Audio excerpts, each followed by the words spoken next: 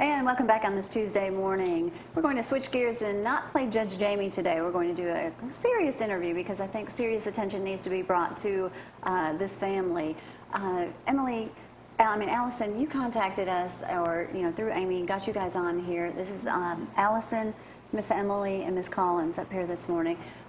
You are the family members of Jennifer Marshall White, who is the lady from Moulton who's been missing.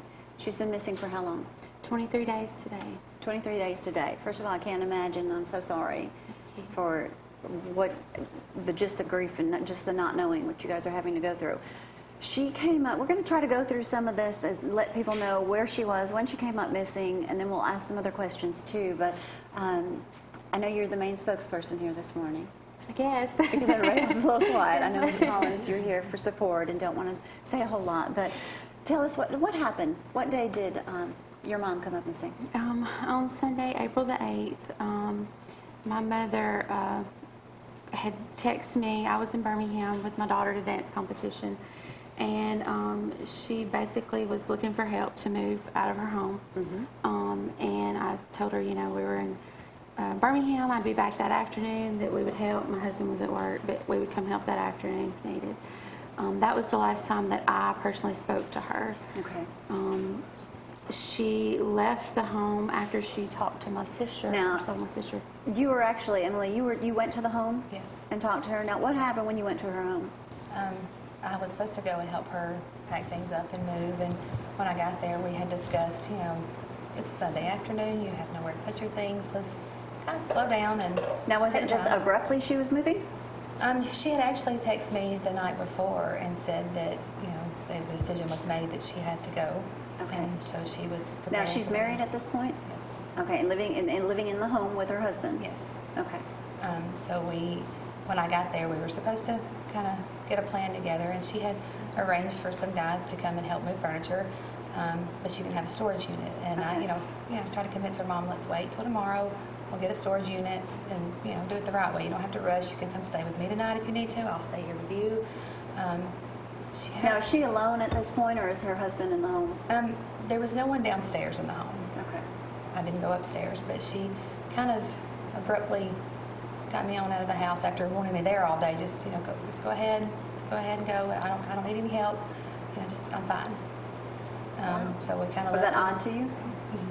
At the time, I didn't really think anything of it, but as soon as I had heard she didn't come home, was missing, it struck me very odd that she was, texting me every 5 minutes, wanting me there. Then when I get there, she just kind of, just pushes me away. Just, you're fine. I don't need help. Kind of felt like getting you out of the house. Kind of. Did she seem fine other than that? Just in a hurry to do something on her own? She wasn't in a hurry. The house was kind of chaotic from, looks like, where she was packing, but her demeanor was very calm and still, which was kind of out of character for her. She's usually all over the place anyways. So it was kind of odd. Okay. So what happened next? When did you realize your mom was missing? We had both received a group text first from looking at the messages that came in that night, or early that morning. It was around 1:17 a.m. And this came from who? My mother. Okay. Or my mother's cell phone. And it basically indicated that she was going to have peace now to take care of her grandchildren. She was going to be with our dad, who passed away 4 years ago.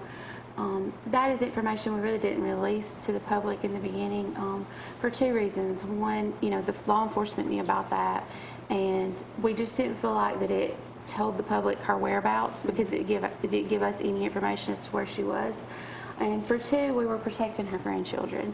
Unfortunately, that information was released on social media, and we have.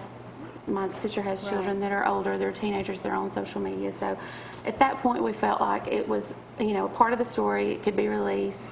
Now, there's no facts to say that she was the one that actually sent that message at this point. No, because correct? there has not been a full investigation by the police, or the best investigation by the police is not finished. It's just now starting. So 23 days, and it's just now starting?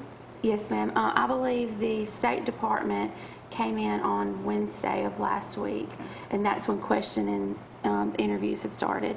I know I was the first one interviewed and questioned, and as of Sunday, the only one. So at And- this point, the husband is still in town, still living Yes, in yes, Bolton? he's a city councilman. He's a city councilman. At this point, are any family members or anyone a suspect or anything? No, ma'am. No, ma'am. The investigations The just started? investigators, they followed tips and leads, and it's what I'm learning as far as a missing person case.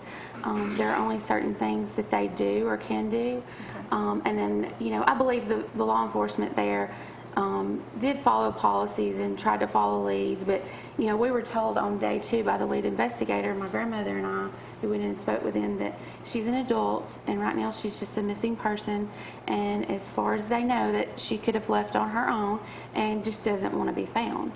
So there was no foul play to make them think that there had been an accident at that point. However, our family knew that that's just completely out of character for her. Even the text messages, there were other text messages sent to her husband, her sister-in-law, and my sister's ex-husband, who is the father to her children, that were indicating the same thing. And we're not speculating or saying that it was or was not her. We're just saying it was out of character for her. She's never made those type of comments or texts before.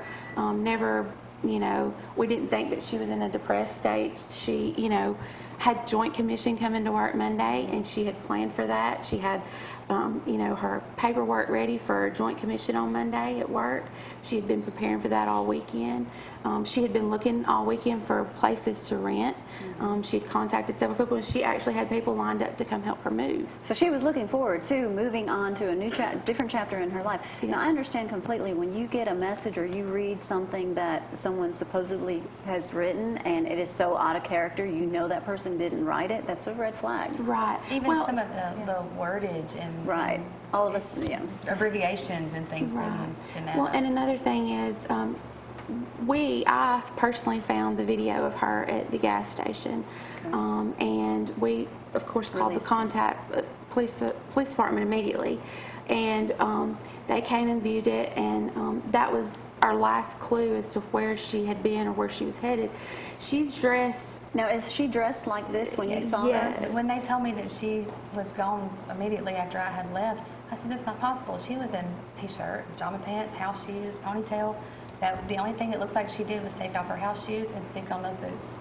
But other than that, she Which didn't do is anything. completely out of character for her. Completely. If you see other pictures, like she just did not go out in public like that. She's very professional, and she dresses, has to, appear a certain way in public, and that's how she carries herself. Even with family members, she just doesn't go out looking like that. So it appeared to us that she was going somewhere she was comfortable with, or maybe in a hurry. But like I say, we don't know. The only other thing that we knew was the her cell phone ping from a cell phone tower in Double Springs, and that was released by the police department. And that's the last notification. That's the last notification. From her phone. Also, another huge issue was from the time that she was seen at that gas station around 1:40 p.m. that day, 12 hours of no activity whatsoever on her cell phone, no contact with anyone on her cell phone up until those text messages were sent. And Emily, you're shaking your head like there's no way my mother would not be on her phone. She would be. She doesn't go anywhere without the three of us getting a phone call, a text, everywhere. I mean, we know everywhere she is normally. You can look at pictures of her on Facebook. Most of the time, either we're taking the photos with her phone or she has it in her hand. I mean, that's just... Well, I think that there's more that we need to talk about before we end this. We do need to go to a break, so if you can stick around, let's do a part 2 to this, Sure. if you don't mind. Sure. Because there's some questions I have, and then I'm sure there's some things more that you guys would like to say. Sure. We'll give you that opportunity. Absolutely. All right, we are going to take a quick break. Stay with us. You don't want to miss the rest of this. And maybe you have questions, you can text me 603-4848. We'll be right back.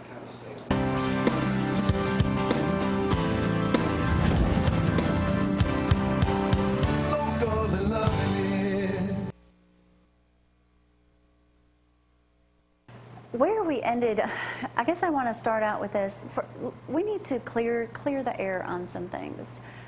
With social media being such a big play in the world today, no matter what the topic or discussion is, people can say whatever they want, whether it's true or not. They can bash an individual, they can make up things, and they can run with it, and all knowing it's untrue, but it doesn't matter. Is there anything on Facebook that has been spread about this case that you guys would like to clear the air? Absolutely. One of the things is that, you know, people have formed an assumption or opinion based off of certain behavior from other family members. We are not accusing anybody of anything. We never have. We've always just wanted the truth, as we believe that the truth will lead us to my mother. And that's our main goal and our focus, is to find her. And, you know, we just, all we've wanted is a proper investigation, and for the law enforcement to use every resource they have to find her.